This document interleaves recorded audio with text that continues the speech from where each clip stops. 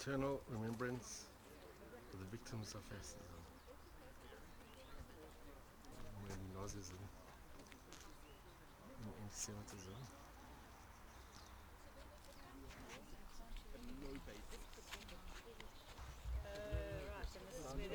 These are the trenches. So These are the trenches.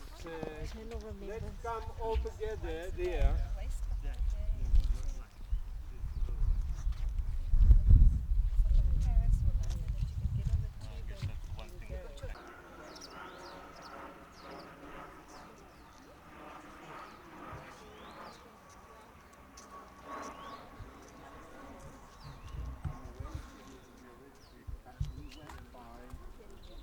By bullet train. But by his place we were on a bus stop. But I remember passing. Oh, the way of death.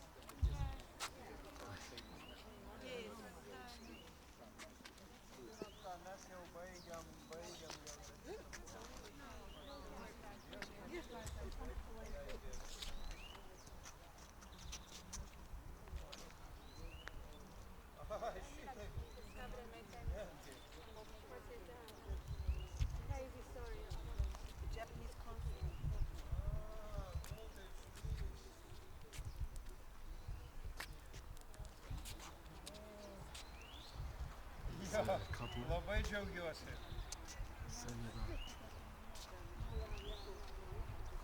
Prašau, prašau.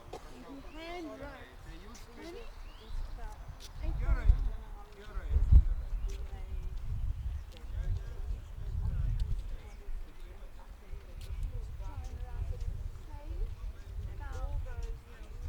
And then once he was discovered and that you and happened, they exiled him, eh?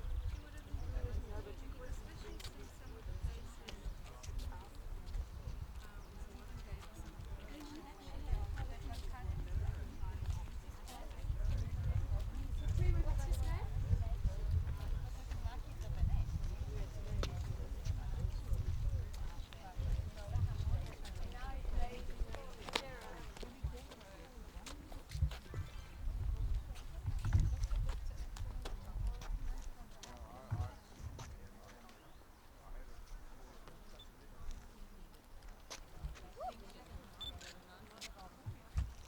Long prefaces, I will tell you that it is one of these fortresses, 9 fortresses around the city, that were built by the Russian Tsarist government to strengthen Kovna city. Because Kovna, it is close to German border, close to Eastern Prussia, and so they were already expecting that the enemy will come from the Germany, yeah, and they sought to strengthen the city by this force. This didn't help.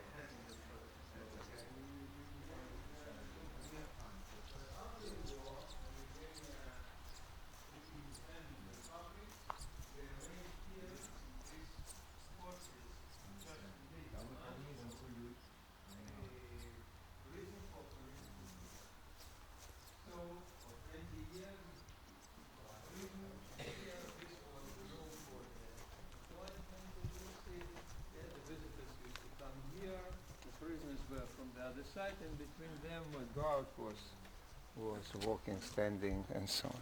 So you see that it was built as a real fortification, and you could see from the distance that all these fortresses.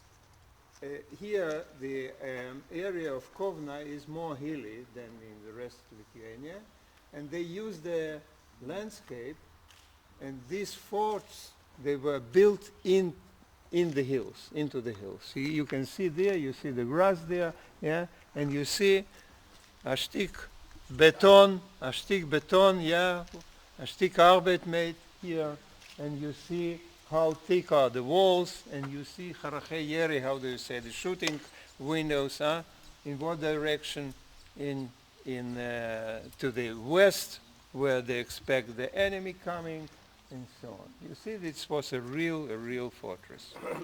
So, Miftsar, exactly. So, when the Nazis occupy Kovna, they see that this is an ideal place for their crimes. First, it is outside the city.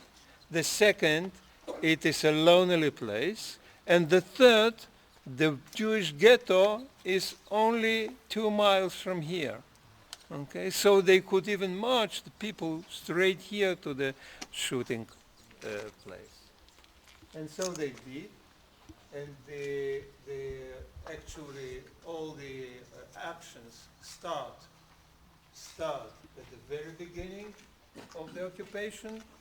But there was, on 28th of October 1941, there was so-called Great Action, when all the prisoners of the ghetto, and they were around 30,000 in the Kovna ghetto at the first stage, yeah? They were ordered to come next morning to the place.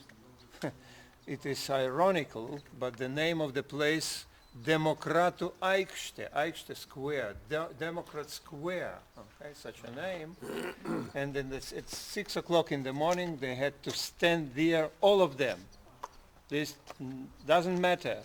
You are sick, you are invalid, or you are not able to go, all had to be there. In the morning, the German policemen and the local policemen, yeah, they checked the houses, and if somebody was found, he was shot on the spot. And there was made a selection. And a German officer, his name was Helmut Rauka, he was sitting, he made all this selection, he was sitting the whole day he worked hard, on a tall chair, and he had a stick in his hand, and the stick showed to everybody where to go, or left or right, left, right. Like Mengele. It worked like a metronome in music, you know? Left, right, left, right. Okay. And in one day, 9,200 people were sent to death. Of them, 4,273 children. Wow. And you can guess who were the first candidates in that action. So-called non-productive Jews, right? Women, children, sick people, aged people, intelligentsia. In a word, people are not able to work physical work. And not after and not before there were not such a great action, that's such number of people sent in one day. They were sent by foot here to here. That's why it is called a great action. That was on 28, 29 of October 1941. You will see there some pictures when we enter them. So it is a real massacre place. And they were shot not here. They even didn't enter here. There was a fence. You have seen when you stopped there, yeah? There were remnants of the fence. They were sent into the trench. There is such a trench. When we go out, we'll see it, yeah? And this was not for them even. Okay. So let's enter the museum and the exhibition, and we'll speak on the spot there. What goes inside here? The visitors, they would visit the prisoners. I mean, before the war was used as a prison.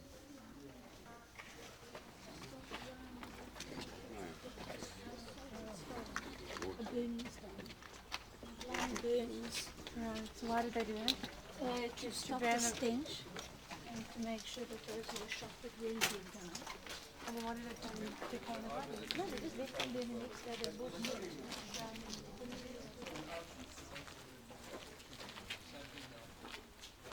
This was another shooting.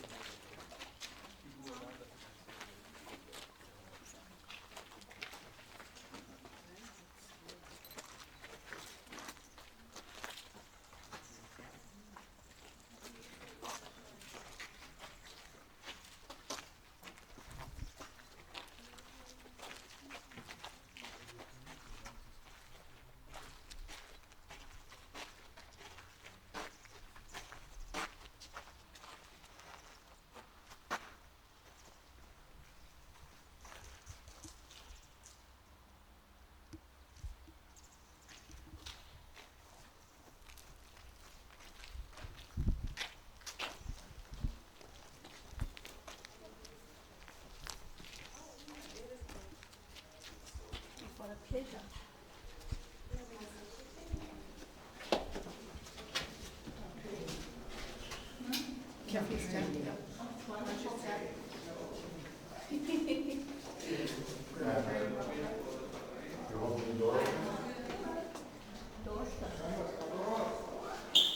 You are right. We are in a feminine time. Now, against the Hebrew Dikduk, Chaverim is already not Chaverot. Yes, you have to say Chaverot veChaverim. That's right. Okay, so you see the map. And you see it was built, the ninth fort, finished building in 1911. This is the map of Kovna, and this is the old Russian map. You see written in Russian letters Kovna. Okay, this is the rivers. There are two rivers. Tomorrow you will see all that. Okay, and these are the forts around Kovna, and we are at this place. Now, this was built, this fortress is a real fortress, and as it was customary to build at that time, they had also tunnels, okay, around. They didn't connect with the other forts, but they were around. They had two purposes for these tunnels. One, to escape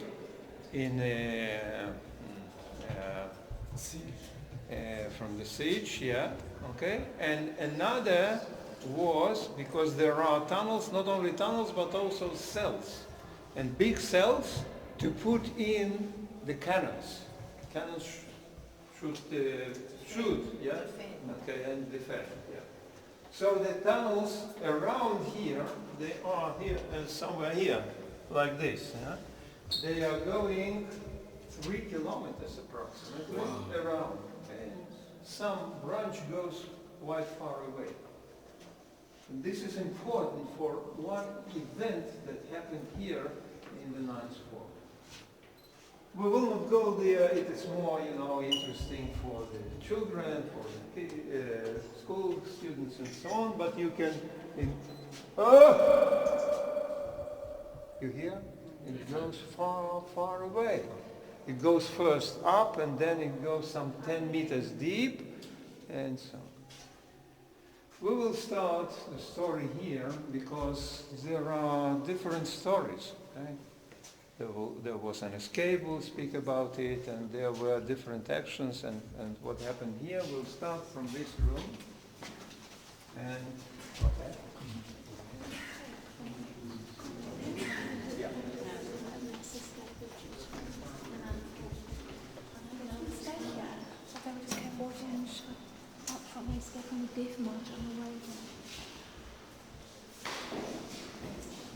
As I told you, that here in the ninth fort, over 50,000 people were perished, and not only Jews, and of them 30,000 Jews, and not only Jews from Kaunus, and not only Jews from Lithuania, but also Jews from all over Europe. You will see there will be testimony about the French Jews. This is this room. There will be Jews from Berlin, Jews from Munich, and some other places. Are those Jews in Savannah? We'll speak about it also. So, as I told you, they were not even let here in. All was there in the field. But there was one case when about 900 Jews were brought here. And it was towards the end of the war, towards the end of the occupation here, in May 1944. One transport, a train, arrived to Kaunus. Seems that it missed the way or something like that, because it had to be sent to Auschwitz, but it came here. And in this train there were about 900 prisoners of labor camp Drancy near Paris. There was a transit camp, transit lager, okay, in Drancy. There were different prisoners in this camp. Not only French Jews, but there were Jews from Poland, Hungary, Turkey, Algeria, and so on. And they were brought here. And that was the only case when they were put inside. And these people understood that this is their last station. And that is why on here, on this wall, some of them carved their names. Here you see, this is the way, this is the map. So this train made, instead of going to Auschwitz, it continued here, and it arrived to Poland. Half of them were shot dead here in Goma in 1994, and half of them continued for Estonia, Klonga labor camp, but also were buried here. So here, you see some of the names. You see here some of the names. Let's do that all people should see. Here, for example, this one, Jules Hershkovitz, you see? 8th of May 1944, or 18th of May 1944, from Monaco via Drancy to Kaunus. Kaunus, it is Kovna in Lithuania. Yeah, Paris. Paris and Kaunus, yes. Okay. He was from Monaco and through Drancy, Paris. Or for example here, Max Stern, you see, Max Stern, Paris, the same day, May 18, 1944. Limoges, who is that? Wexler, or somewhere, Emil Bloch, Jerusalemsky, this is the last name, Jerusalemsky. Okay, here, somebody reads French? No? Okay, so this is read in French. Nous sommes 900 Français. We are 900 French people, okay, from France. So this was their last way, and this was their last stop in this world. And this transport was called transport number 73, and here are the names of that 900 people. That is why you see the French flag here. And this room is an example how this place is a good example, maybe or could be or must be, arranged the commemoration of those people. You see, they made a huge work. Those who arranged this exposition here, they made a huge work because they collected all the information about those people and even their pictures before the war when they were alive. Not all of them they managed to find here. But you can see here, for example, you see France, Ivan is Germany, Ukraine, Poland, Ukraine, Moldavia, Hungary there was, Romania, and so on. Who initiated this exhibition? Of course, their ancestors or relatives. And also, have you heard about Serge Klarsfeld? Yes. Serge Klarsfeld and his wife, Beata, she's not Jewish, yeah? Okay? They were the hunters after the Nazi criminals. They found that the butcher from Lyon. No, the butcher Lyon. from Lyon, what's his name? Klaus Barbie. Klaus Barbie, yeah, so that's them who found, they also initiated and contributed to this exhibition. So it is really a very good example how to commemorate. And here are, you see, personal, for example, let's take this, okay? Isaac Isaac Abramovich, born in Romania, yeah, and he came to Paris. He was a violinist. Okay? This is before in that not occupied part of Paris, of France, and then they were given to the Nazi rule. Yes, yeah, okay. In Nice, I think. Yes. Nice, yeah. Okay, so this is one of the stories here. Okay. Let's go further. Are you ready to go? Okay. Come on. We go to the left. These are stoves, but not for the prisoners. It is for the guards. For the guards. Don't worry. It was not for them. Okay, here, this is the solitary confinement that was used before the war, but also by the Germans. Yeah? It was called ironically the health resort cell. This is not a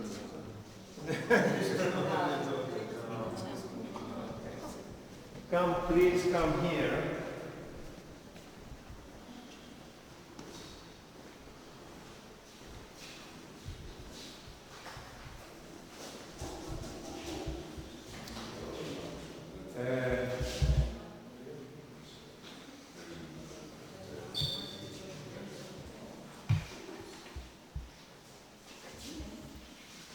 So this room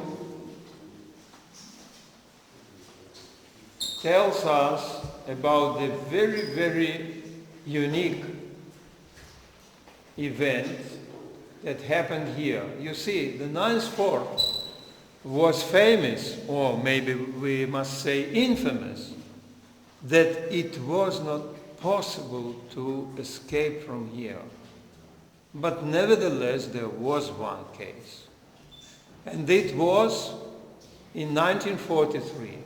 I already mentioned in Riga, when we were in Rumbula, that there was a order of Himmler, head of SS, yeah, at the end, the second half of 1943, to dig out the bodies and to burn them. You remember? Okay. So the same was here. And again, who will do this dirty work? The same Jews. The same Jews. Sonderkommando. Okay, they had to do that. Not only Jews were, but Jews were the most of this Sonderkommando. There were 64 people. They had to do that. There were several Russian prisoners of war, some Russians and so on, but most of them were Jewish. And of course, it is a terrible work. They had to dig out the bodies. One of them was so-called dentist. He had to check the gold crowns. Yeah? Okay. There are terrible stories about it. We will not get into the details. But it is a terrible. And they were aware what will happen to them when they finish that work. They are real eyewitnesses, right?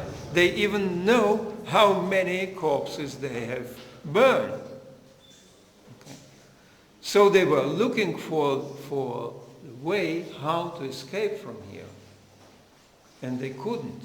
They tried to forge somewhere a key from some gate. Nothing helped. And you know, sometimes what helps is just a case, in case, okay, and just an occasion. One of them, one day, he was sick, and he couldn't go out for the work. So when they went out, he stayed here. Now, you feel here, it is humid here, right?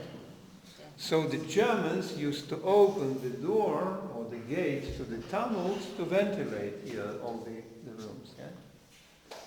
And he secretly entered the tunnel and continued walking And he's walking, walking. It's already dark, nothing to see. And it seems that he lost his way. And suddenly he sees light from the top. Okay, he succeeded to climb on. And he got out. And he found himself, he understood that he is outside this 9-4. He understood that the Germans don't know about this hole. What did he do? Yes, he somehow camouflated this hole. He came back, not escaped, came back and told his friends. What did he find? And now was clear there is a way. But, one, how to enter, because when they were back here, it was already locked. So how to enter the tunnels? And another question is, when to do that? So, as I told you, they tried to make keys and so on. This nothing helped. But then they found that there is another door, another gate, okay, always locked. But it is a side. And we will go there and you will see how did they manage to do that. And what time, what day did they choose? Christmas. Exactly. December 25th, okay, 1943. Well, you know, drunk and so on. Oh, okay, this is a good. Okay, and they really succeeded to escape. Not all of them, unfortunately. Of 64, only 22 succeeded to escape because Germans, they discovered this escape very, very fast and started to persecute them, and some of them were shot, some of them were captured, but 22 of 64, it's a lot, okay, succeeded to escape, and they joined the partisans. So these escapers. So they survived the war, all of them, of these 22. And you can see here, I always say that the dry statistics sometimes also can tell the whole story. Here you see, can I? Here you see, this is the list. 64, this is their age, so you can see 18 years old, but also 58 years old, different. This is where they are coming from.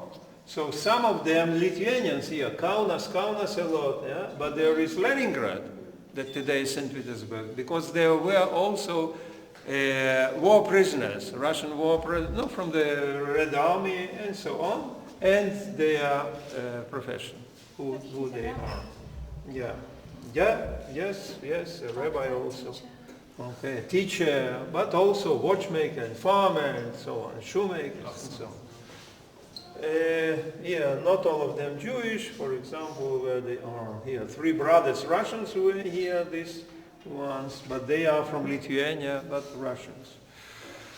So they escaped, and here on that side of the room, you can see their pictures already after the war. This, how it is called? The leather, yes. They couldn't take a real leather, so because they had, to roll it and to have it here. This is of the real ones. And some of the people I was acquainted personally to those two I knew and so on. Many of them moved to Israel. Are they still alive? Already no. This here, he was the leader. Alex Feitelson, he was the leader. He lived in Netanya, and he passed away some 8 or 9 years ago, but I had an honor to guide Israeli school student group, and he was Ish Ed. He was the witness, and he told us the story here and so on. That's it. This, barrels were used, this is of oil or solar, how do you say, solar? Solar. Yeah. Why did Yeah. you say US? This was, maybe they were sent from US. It was the Lend-Lease support from the United States for the Russians, yeah? So maybe it was, yes, these buckets, barrels, they were used to burn the bodies. Wow. Yes. Okay, let's go further.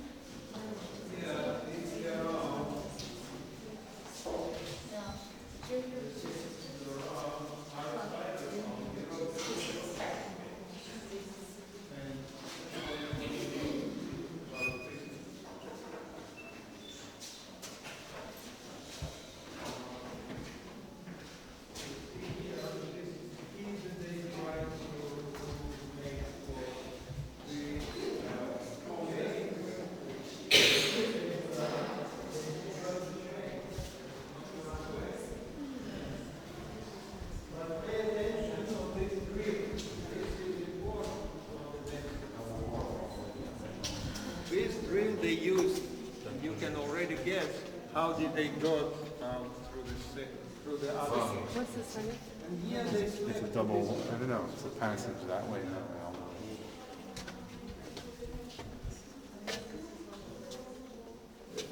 Okay, wait for a minute. You can meanwhile look here. Born by the German and Austrian gods in 1943. Bei Gott Kopfböhnes, who work ethics to the Russians.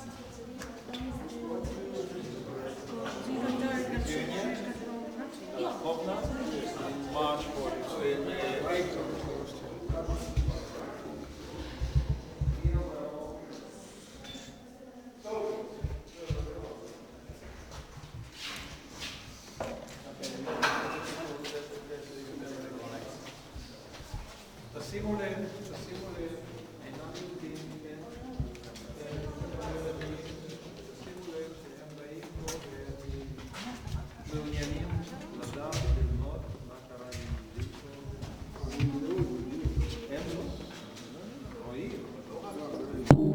זה נכון, אבל לא, כל הסיפור פה זה בעצם...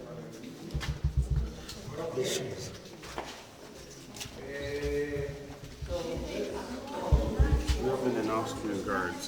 Kaunus.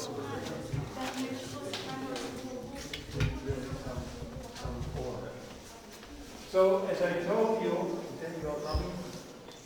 As I told you, that the Germans occupied Kovna on, actually it was so, that the German tanks crossed Kovna on June 25.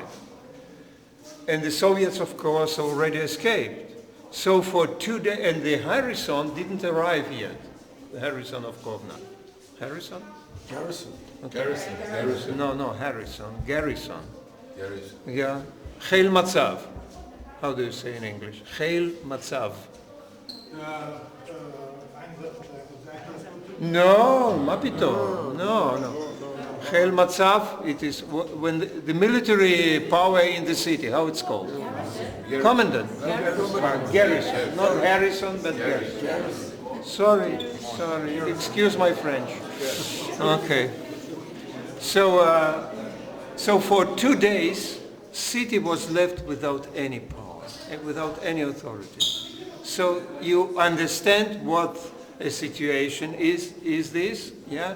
All the criminals and so on, and that was the pogroms, the Jewish pogroms that were in these 2 days in Kovna.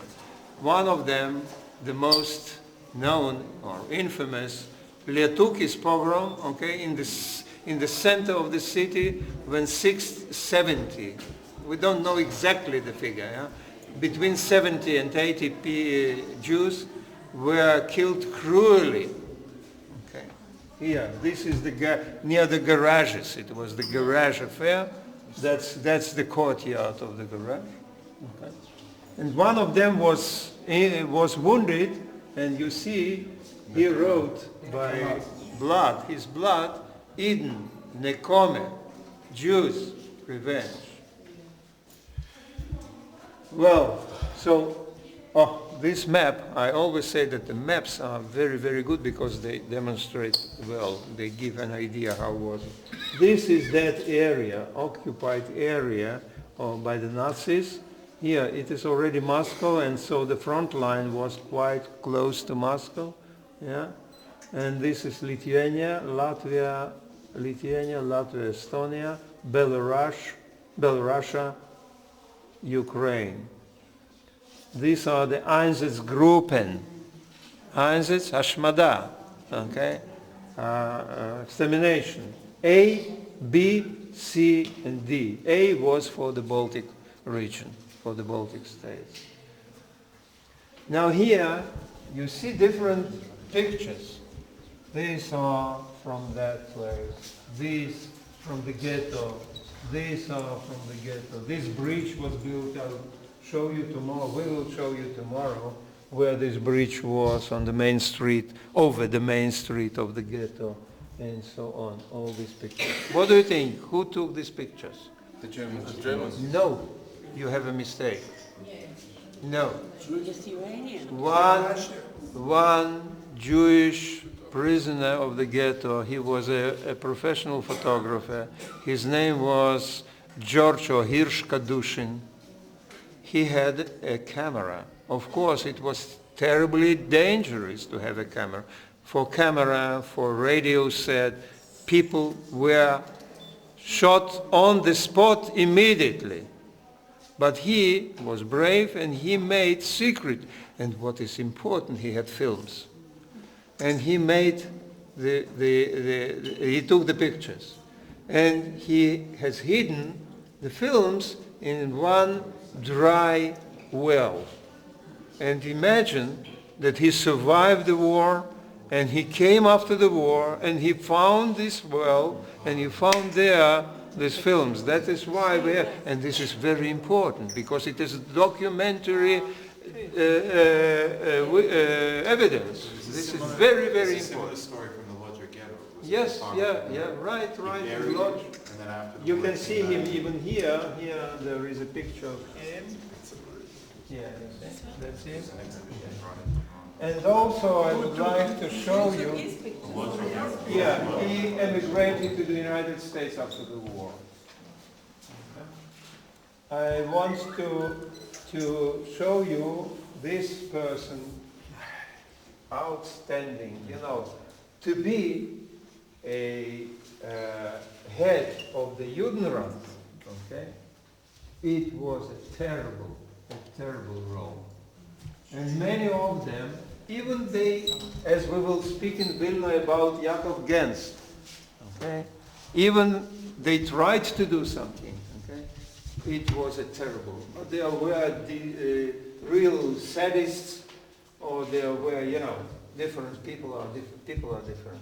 But he was a generous person. He was a doctor before the war. That's him with his crew in the Jewish hospital. And he had very great authority. And even Germans paid respect to him because sometimes they need his help as a doctor because he was an excellent doctor. And he asked the Germans, he couldn't do too much, of course, that's clear. But he demanded at least to know where people do disappear. He died, not killed, he died in Dachau concentration camp at the end of the war. He was already not young, and he died there. Okay, a bit further. Just before everybody moves on, you remember that we've spoken a few times, and I mentioned it in Kaidan as well, about the young Zionist movements that were created in the late 19th century, early 20th century. Now, if you have a look in the front over here, there's a newspaper called Volk und Land, which means people and land. And it says at the bottom over here, Merkaz Mizrahi in Lita.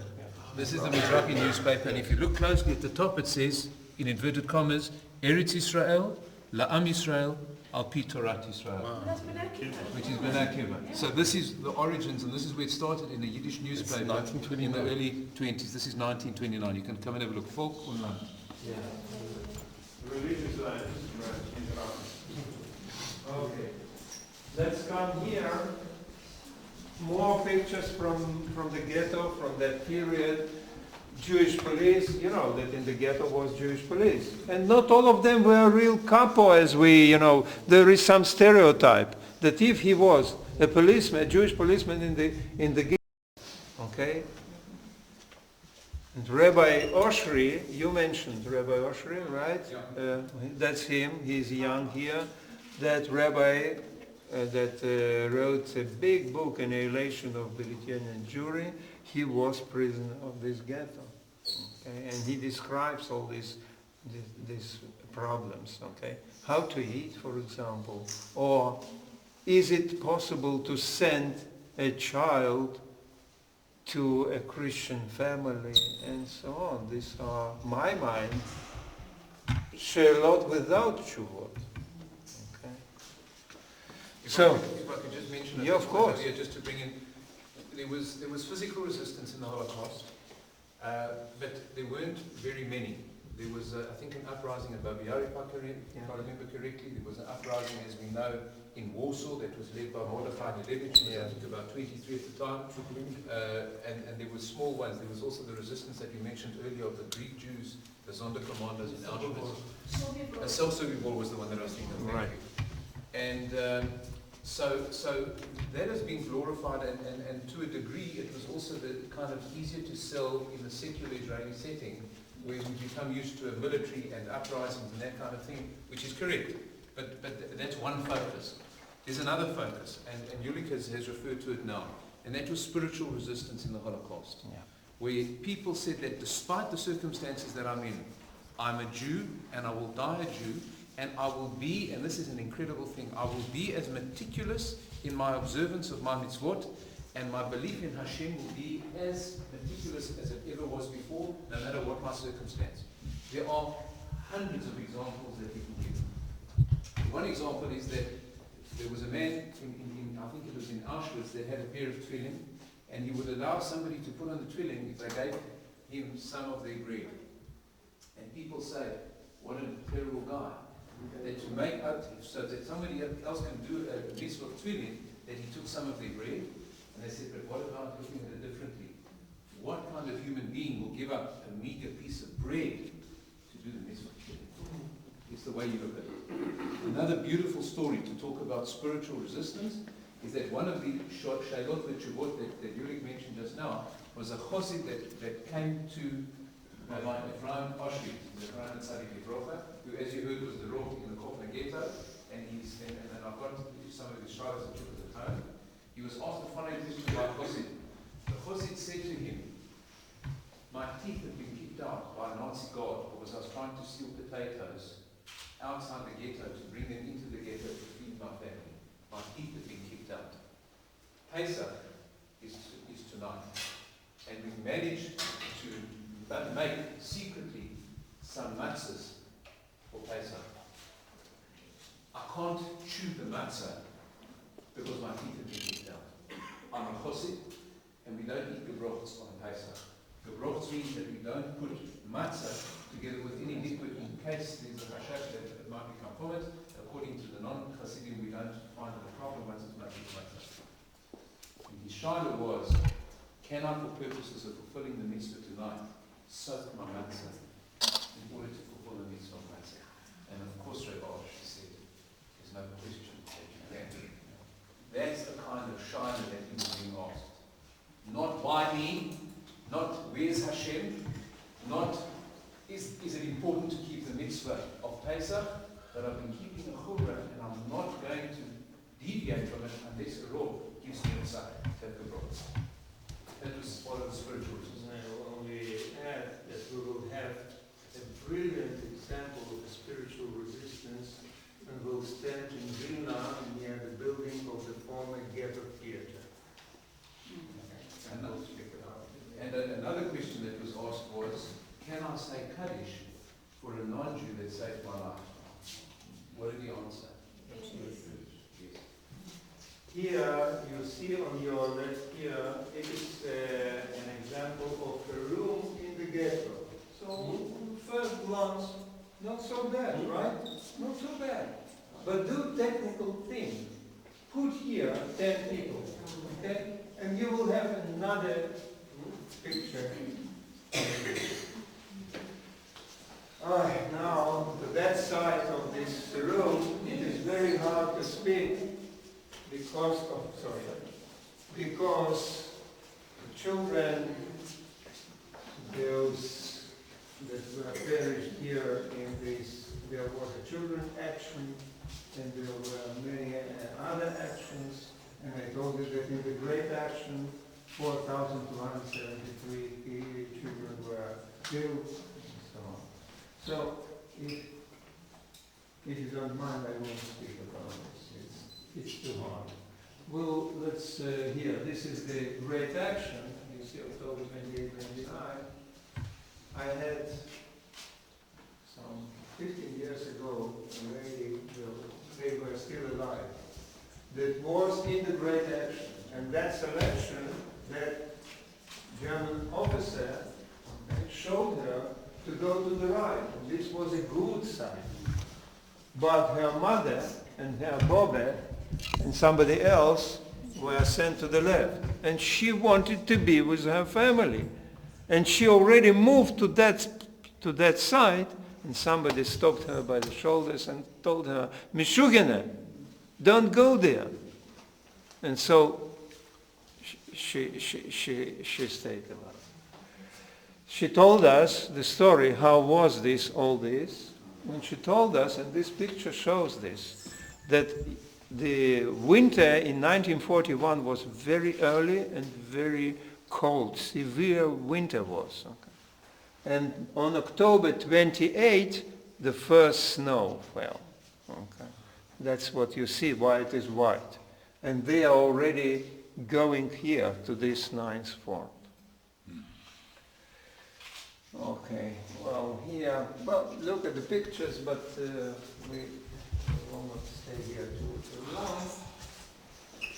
The only thing I would like here to say, here, this is also important. Organizers and executioners of the massacre in Lithuania.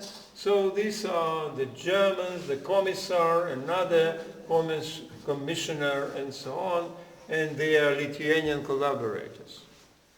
And you know, especially for last year, this year, okay, a lot of, you know, how Putin is terrible, how Russians are terrible, and so on and so on.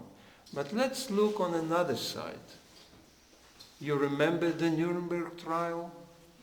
Yes, the most terrible criminals were hanged or shot. But those who were sentenced to 20 years, 25 years, and so on, when did they get out of the prison? 4 or 5 years later. 4 years later, and in the Soviet Union, it was finished Adasov till the end. And these are 1962. I remember that. I was 16 years old already.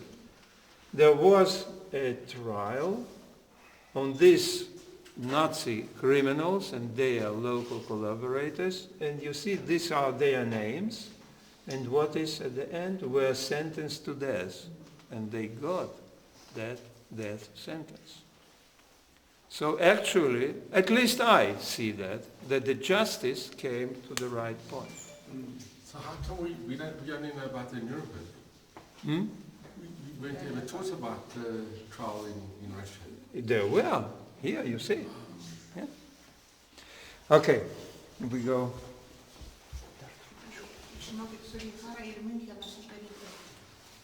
Gerai, su Gihara mums kaip tik nereikia, kadangi mes rytoj einame su Gihara, mes tik čia dar trupučiuką. Ačiū labai. Ačiū labai.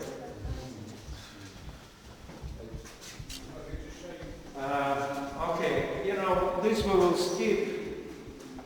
This will skip. We'll go upstairs because they're already waiting for.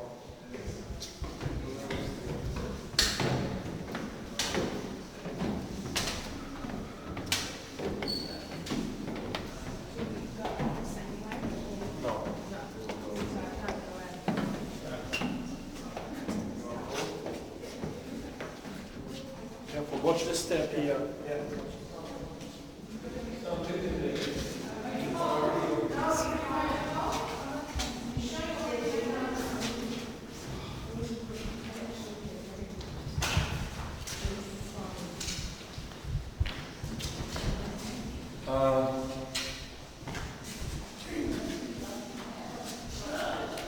Move it along. Was this the temperature of the place at No. the time? Is it air conditioned? When what? Is this air conditioned or is it? Air condition here. Essentially, like, or was it as cold, is my question, was it as cold in here then, always? No, it works. You know what is thermostat? Yeah. It works like thermostat. In winter, it is warmer than outside. In summer, it is cold. Because the walls are thick. They retain the heat and retain the cold. Yeah. So when it's cold, the cold stays in the walls. Yeah. And when it's hot, the heat stays in the walls. So that you feel it. Okay, so here you see this is that other gate, that other door. When they found this door, they couldn't open it with the key. So you remember that drill there? Yes. So they drilled here. You see there is like a patch. Yeah. They drilled here the holes.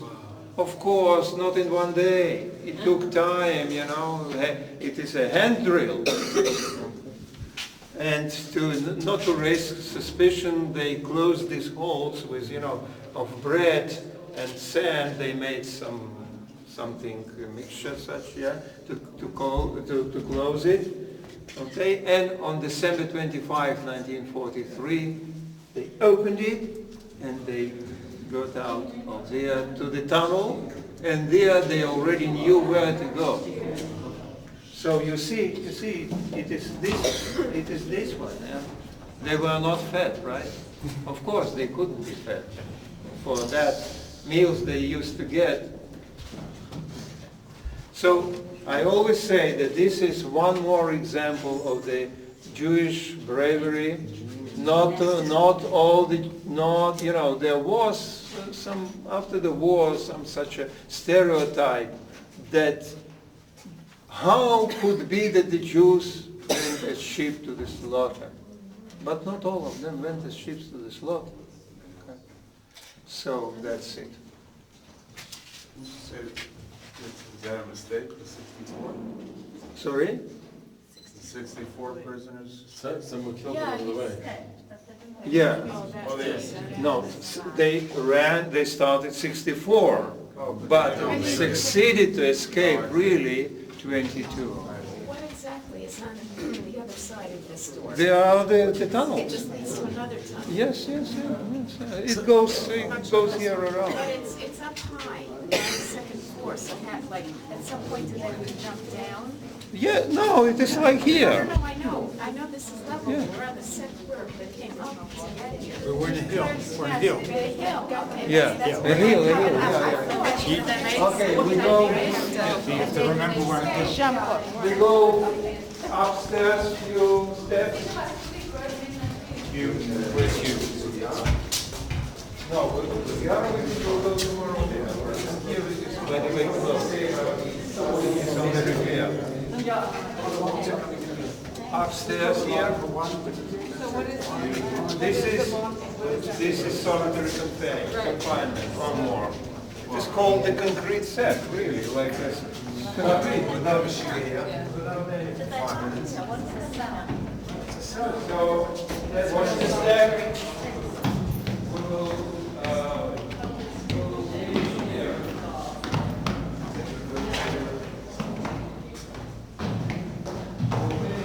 here, and tomorrow we'll visit the Sugihara house and speak there, so we'll speak about today about Sugihara.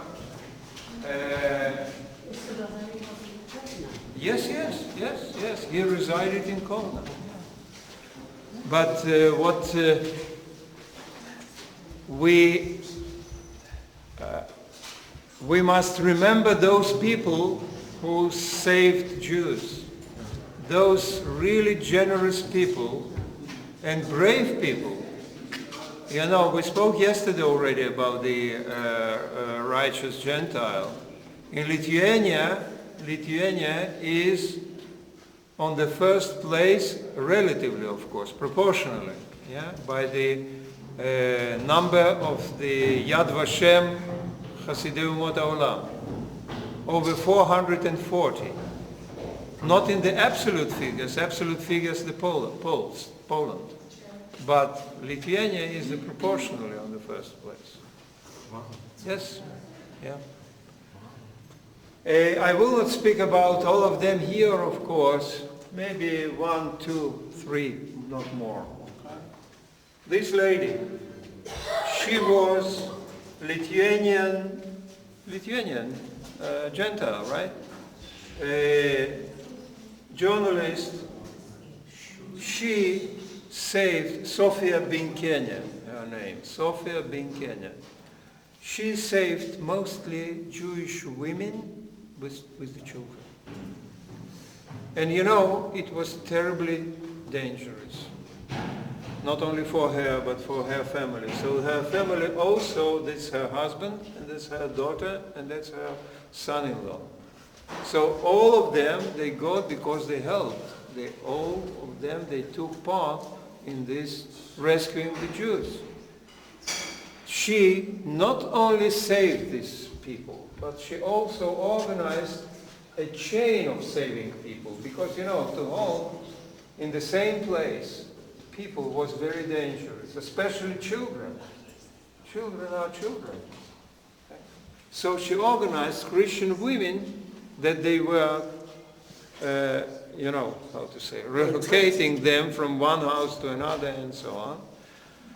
And the last thing what she did, we didn't speak yet about the Soviet period, the Soviet anti-Semitism and so on, but I'll tell you now already, not the whole story, but that Soviet regime in some sense was anti-Jewish, anti-Semitic. And the Jewish issue was a taboo in the Soviet press, in the Soviet, public opinion, and so on. It was not Soviet people. They speak about the Soviet people that suffered from the Nazis. That's it. But she wrote a book about the rescuers of the Jews. But you cannot speak about the rescuers of the Jews without saying what did they do, whom did they save, and so on, right? So actually it was the first in the Soviet period, the first evidence what the Jews suffered during the war, how the Jews were killed or how they were saved. And the book that she published, unfortunately, it is only in Lithuanian language. It is called Fighters Without Arms. Actually, we can say it continues this issue of the spiritual resistance also. Okay? So here, he is one of the first of the Hasidei Umot HaOlam, righteous Gentile of Yad Vashem, that she is in Jerusalem in 1968. Okay? I knew her personally. One of the most generous and most beautiful people I met in my life. Really so. Another. Yes, already some 30 years. You see, she was in her mid-30s during the war. Another person that I would like to say a few words about, it is this, Dr. Tatras Boblis. Dr. Tatras Boblis was a medical doctor, and also he was a head of the orphanage nursery orphanage. Okay? Beit Yatomim Peutot. Okay? That's the building. It's not far from here, from the ghetto. And Jewish women, feeling what is going on, even before the children's action, okay, used to bring their babies here to that orphanage. And this orphanage was not Jewish, for the Gentiles, yeah, for general. You see here there is such steps, and even sometimes not to enter there, to leave here the baby and go away. And for example, this is this nice girl. Okay? She was saved by Dr. Boblis, and these are his colleagues, and these are the children, and so on. His fate. He died in 1973, and it is a sad story. There was a delegation of the medical doctors from Lithuania that went to Kiev in Ukraine, okay, for the all Soviet Union conference of the pediatric doctors, okay, and the plane crashed, and all of them, and he was also there. Such a sad. Lithuanian singer, famous Lithuanian tenor, Kipras Petrauskas, he saved this girl, Dana Pomerans. That's her now. She is a known violinist in the United States. And so on and so on. So you see, she was a journalist, he was a doctor and so on, he was a singer. But sometimes, I'll show you some pictures. Look at this. Look at this man. Okay? You see, he is not very intellectual. We can see he's a farmer. What we say, a poya. Sometimes, saying a poya. What is poya in Yiddish? A peasant. No, not a goy. A peasant, actually. Bauer. It is Bauer in German. Okay. Okay. But that's how we call them. That's how we call them. Okay. So not very intellectual, not very educated, and so on. But he saved Jews. So it depends not on your, level of your education. So it depends on your heart. Yeah. Yes. So. And I'll finish by that citing from the Talmud, whoever saves one life is as though he has saved the entire world. Oh, these bloody people. Okay, ladies and gentlemen, we've finished here. We'll continue this subject tomorrow in Sugihara House, who saved many Jews, okay? But this is a unique and special story.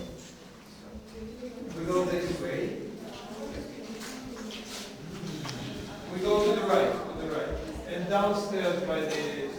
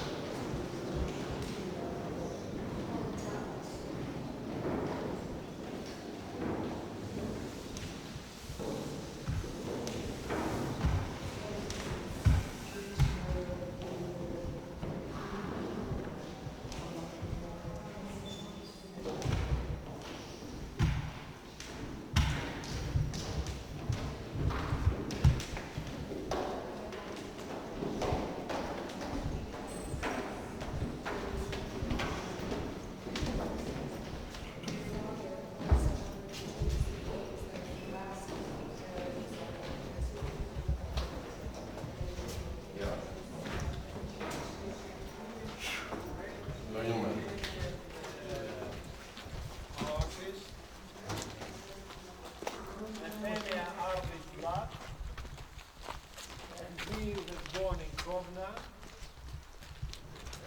And he was here in the ghetto, survived the war, the Holocaust, and moved to Paris.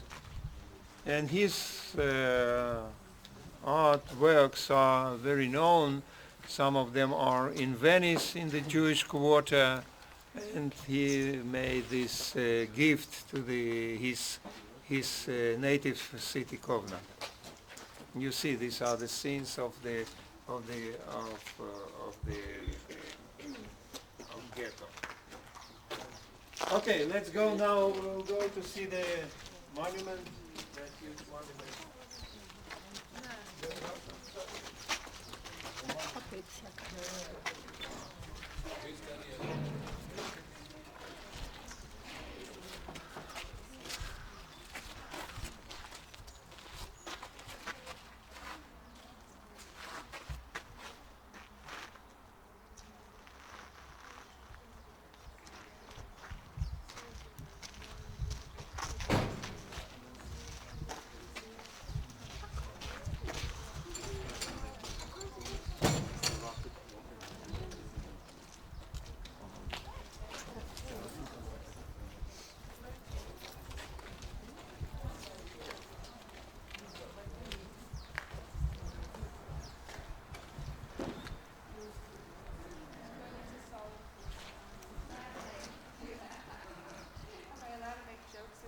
Did you see that plot of the fort?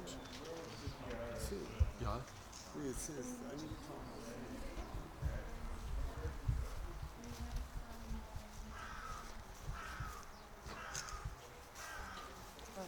Okay.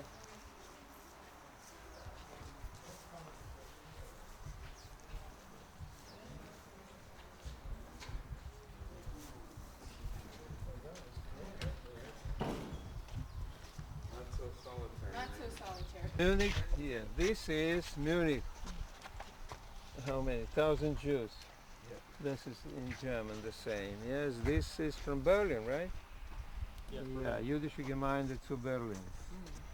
And these are the Soviet war prisoners. And they are these French Jews, the two last ones. Now here, this is also, the inscriptions can also tell some story. Look here. This was made, here we can make a conclusion.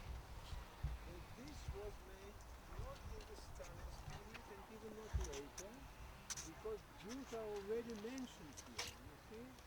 Here the name of 50,000 people, of course. It's in the Soviet time, yes, so the Russians of the first grade. Jews are already Jews. It is said Jews, you see? Okay, and so on. But it is in the Russian period, or Soviet. Again, I speak already as an American. Okay, Lithuanian, Russian, and English. In the Soviet time, in English there were no inscriptions, only in Russian and Lithuanian. Today, no in Russian. Lithuanian and English, or Hebrew and so. Now this inscription is already after the independence, and that is why in Hebrew and in Yiddish, and of course in English and so on. And this is already only about the Jews, 30,000 Jews. 30,000. And the last, these are the French French people. Who's this? Even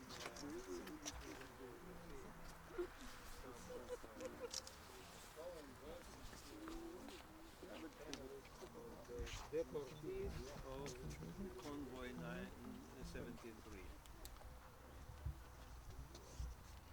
So this whole grassy area. So where the people were shot on this field actually.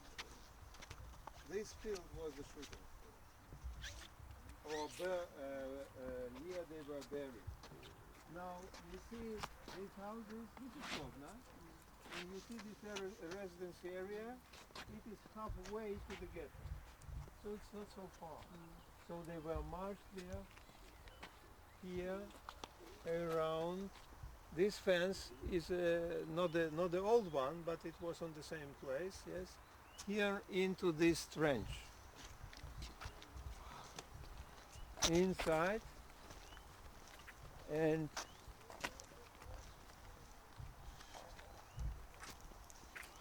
you cannot run away from here. They all stand on the hill, yeah, and they shoot the people standing there or lying there. I understood that most of the people did die all at once because you had said that after they shot the people, you could see the ground They moving. were.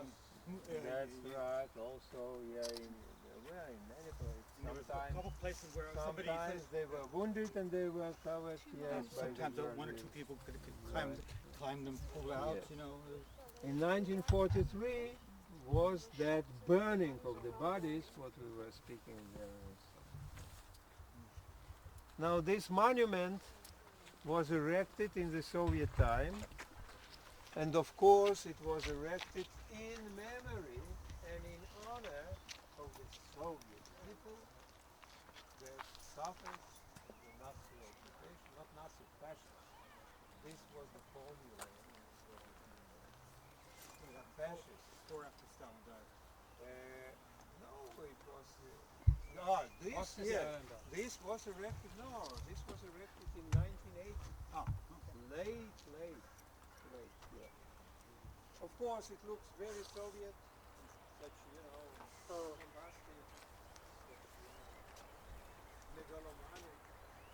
But we Soviet people, and I know most of my life was in the Soviet period. I was a resident. Okay. And we had allergy for the big Soviet, art and so on. But the more I'm far from that period, the more I start to accept this. But really, it has power.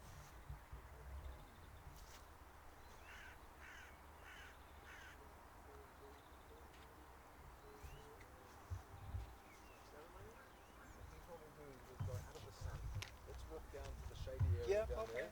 We'll do a Hazkara, or you'll hear the story, and then we'll do Mincha, and then we'll head on to the bus. Yes, there are feasts, you see. No, I didn't say that. So if I can just mention in detail that one of the symbols over here that was explained to me on the last occasion that I was here is that these are hands. These are hands coming up out of the earth. Who explained this? Yes? I was here last time. Interesting. Because, not me, I don't like to explain art. Because art, the power of the art is that everybody sees what you see. For example, I have one Israeli economist, and he was from the or Iraqi or maybe Moroccan origin. Yeah. So because his family did suffer of the Holocaust and so on. He told me, I see here the broken Magen David. It's really, you see something there. Yeah? Actually, it is composition of three parts. The right one, they try to raise, but they can't. And then you see there the fists. That's the resistance. Yeah, That's the Soviet resistance to the fascists. Yes. Standing is their As Ulrich says, art Art by is nature art, is the ultimate Here. No, I was just interested who said that, because I collect different impressions. What have you done there?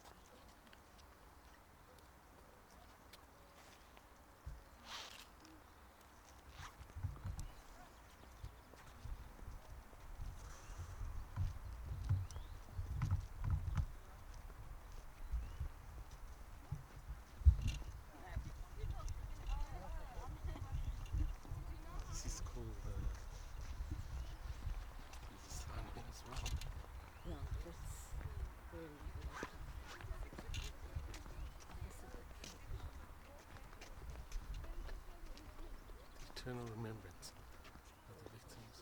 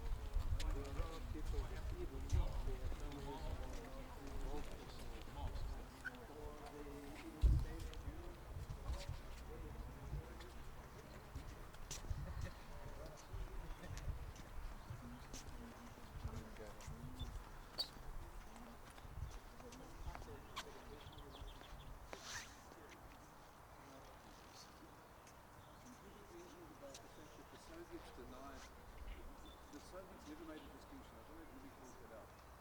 The Soviets never made a distinction between Jewish victims of fascism and the Russian victims. Yeah. So this over here wasn't for Jews. This was because that's it. They were all victims of fascism, so to speak. The same thing in Kaunus. The same thing in all the places of mass execution.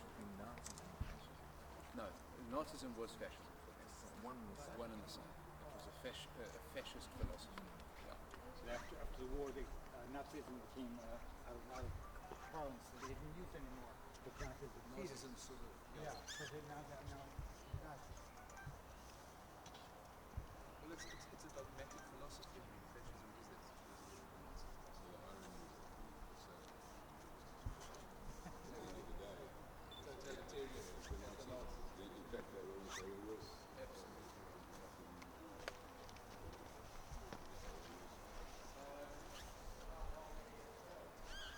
Julie, if I can just mention something here before we're going to be saying a Kel Malay Rachmim, and I'm going to explain in a minute about that. There's just one other dimension I wanted to add, and that is the role of the partisans. We've mentioned it. We've mentioned the partisans in passing. I just want to look at it a little bit more closely.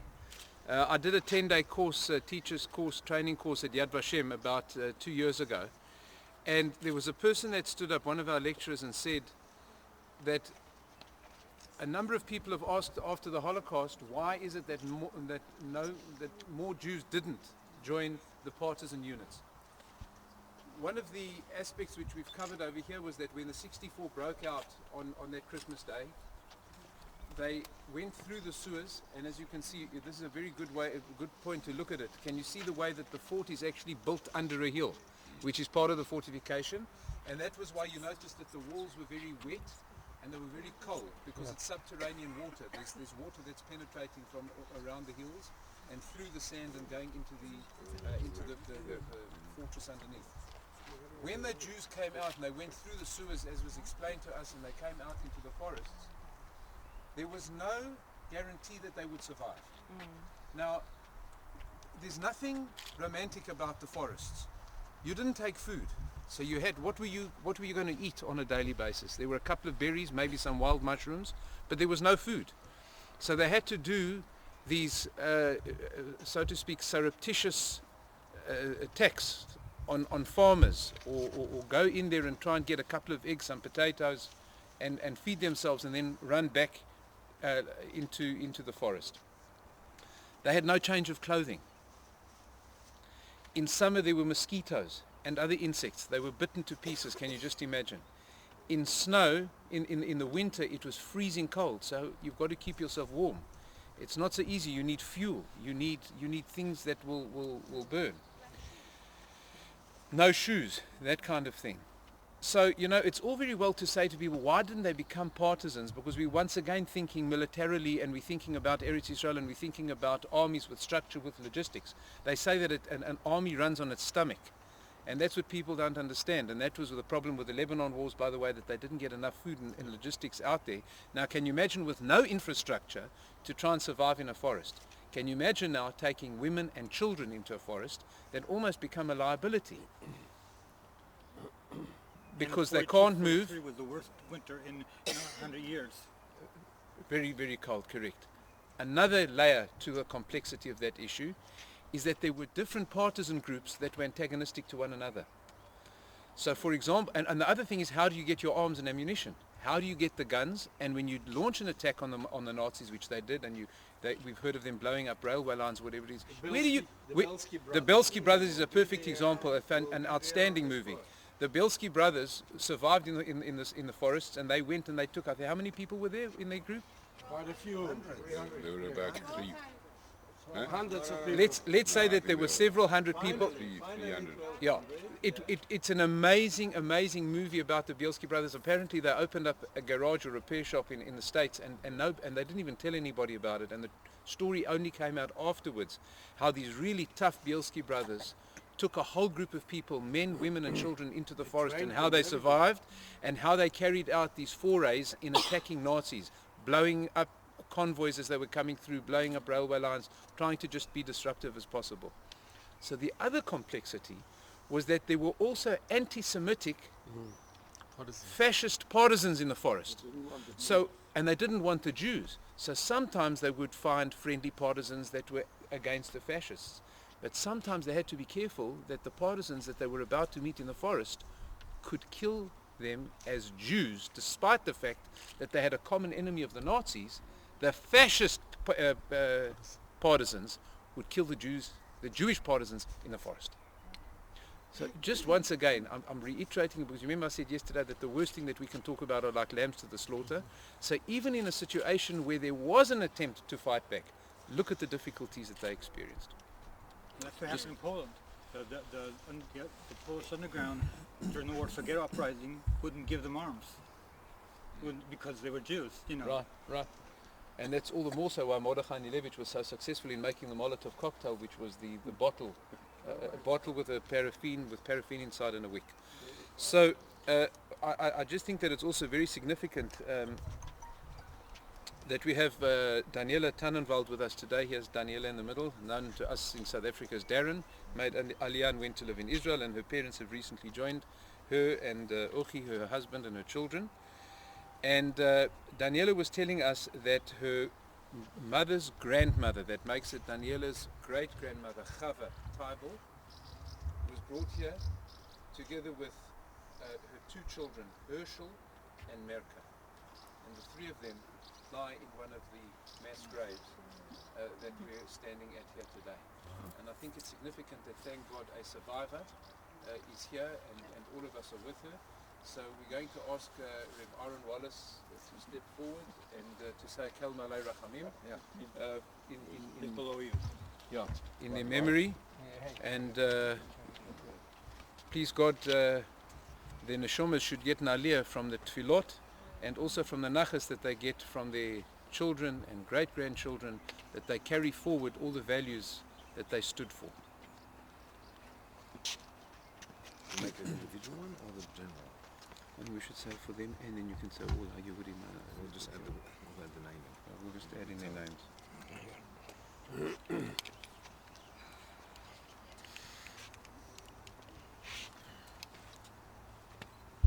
So what are we doing first? We'll slip the names in. We'll put in the names as well. I'll give you the names when you get there. Ele mole rachamim shochem v'meromiyim amtze menucha nechona al kafei השכינה במעלות קדושים וטהורים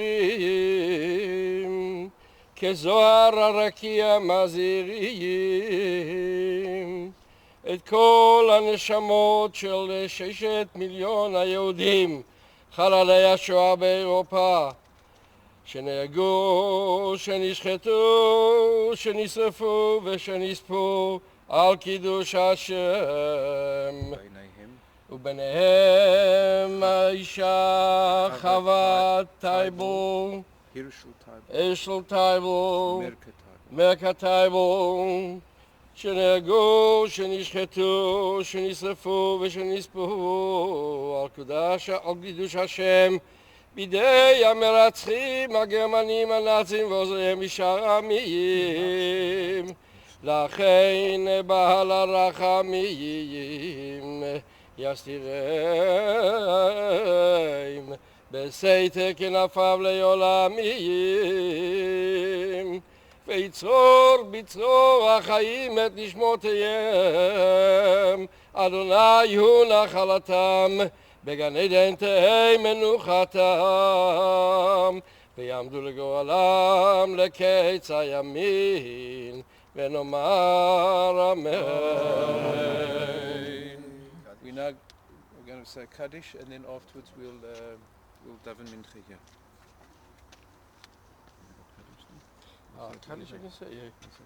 יתקדל ויתקדש שמי רבה, ויאמר יברך ירוסי וימליך מלכוסי, וחייכון וימכון וחיי לכל בית ישראל, והגלה ומזמן קריב אמרו אמן.